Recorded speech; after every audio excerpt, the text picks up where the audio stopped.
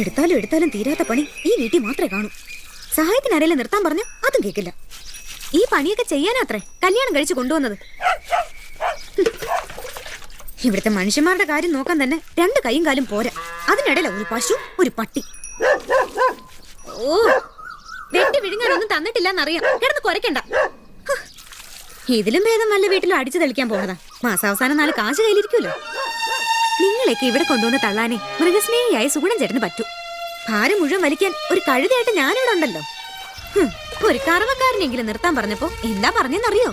നാട്ടിലുള്ള മുഴുവൻ പശുക്കളുടെ അകിട് തടവുന്ന കൈയും കൊണ്ട് എന്റെ പശുവിന്റെ അകിട്ടിലേക്ക് ആരും വരണ്ടാന്ന്. എന്നാ അവനവൻ ചെയ്യോ? അതിന് ബിന്ദു വേണം. പാക്കറ്റ് പോലെ മേടിച്ചാൽ മതിയെന്ന് 1000 തവണ പറഞ്ഞതാ. അപ്പൊ അതിന് ഗുണമേന്മ പോരാത്രേ. ഓ, കണ്ണും ചെവിടും കേൾക്കാൻ വയ്യ. ഒരു ദിവസം എല്ലാത്തിനും കൊന്ന് ഞാനങ്ങ് കുഴിച്ചു മൂടും.